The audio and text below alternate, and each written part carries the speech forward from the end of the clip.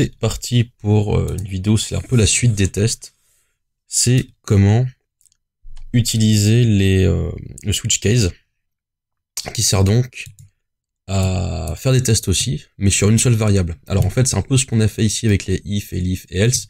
On ne testait que la variable boisson. Alors que dedans, on aurait pu tester d'autres choses avec la porte ou si j'avais une porte end, j'aurais pu tester d'autres variables en même temps. Mais bon, je vais me contenter de tests simples pour pas que ce soit trop lourd à la compréhension.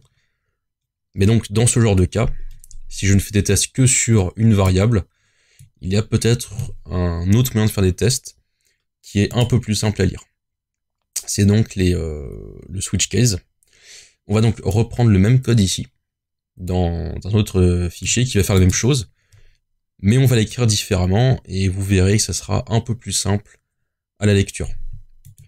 Donc, je vais donc l'appeler bar switch.sh, et on est parti. Donc le switch case, c'est simplement, on va donner une variable, on va donner des patterns, et dès que ça correspond à un pattern, hop, on va exécuter l'expression, les expressions qui sont dans le pattern. Donc on va faire, attendez, je vais juste reprendre ce qui est écrit là. Je n'ai pas envie de m'embêter. Non, parce que je voulais ça. Bon, pas grave. On va faire ça différemment. Voilà. Non. Oui, voilà. Donc, comment ça fonctionne? C'est simple. On fait case boisson in. Donc là, on teste la valeur de boisson. Donc, si on a eau, voilà, eau, et là on exécute du code. Donc là, je vais écrire echo. Non, tu veux pas écrire. Voilà, echo 1 euro. Là, je vais mettre 2 points virgule pour signifier que c'est la fin. Ensuite, si par exemple je veux faire... alors, faut que je mette un break, pardon. Et je mets un break. Non, je mets pas de break, pardon, je confonds avec autre chose. Donc juste, voilà, echo 1 euro, et là je mets 2 points virgule pour dire c'est la fin de ce pattern. Ensuite, donc je vais tester avec du rhum ou du cidre. Et donc dans ce cas-là, je vais écrire echo, c'était quoi, 2.5 euros. 2.5 euros. Et voilà. Je fais pareil avec carmélite et hydromel. Donc si c'est carmélite ou hydromel, alors on va faire echo, c'était quoi, c'était 4, ouais. 4 euros. Si c'est vide, alors si c'est vide, comment est-ce que je fais? Bah, je mets tout simplement deux guillemets collés. Voilà, c'est du vide. Et donc si c'est vide, je vais donc écrire merci de sélectionner une boisson. Et le default, ouais, j'ai oublié les... Voilà. Et le default, c'est simplement étoile. Donc là, qui veut dire tout le reste, en gros.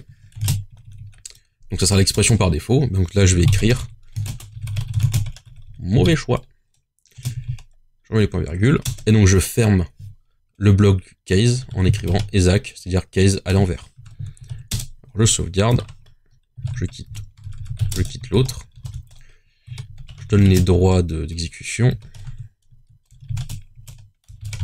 Voilà. Et j'exécute. Donc, si je mets rien, ça me dit merci de sélectionner notre boisson. Si je mets, encore une fois, la bolée gauloise, ça me dit bah c'est un mauvais choix, ça n'existe pas. Bon. Si je mets l'eau, ça me met 1 euro. Si je mets du rhum, 2,5 €. Le cidre, c'est pareil. Carmélite, 4 euros. L'hydromel, pareil, 4 euros. Donc c'est bon, le programme fonctionne. Et en fait, quelque part, c'est un poil plus lisible, parce qu'on voit bien que là, on teste une seule valeur, selon des patterns que l'on donne. Alors, on peut ensuite s'amuser à faire en sorte que ce soit un peu plus lisible, en rajoutant de la tabulation. Voilà, comme ça. Et on différencie bien le test, le pattern testé, des commandes exécutées. Bon, c'est vraiment histoire de dire c'est un peu plus lisible. Quand ça commence à dire un peu plus gros, je préfère quand même voilà, laisser ça comme ça. On reconnaît bien ici le pattern, et avec une autre petite tabulation, même si ça se colle un peu ensemble, ça reste quand même plutôt lisible. Et c'est vraiment un très bon choix si vous devez faire des tests sur une seule valeur.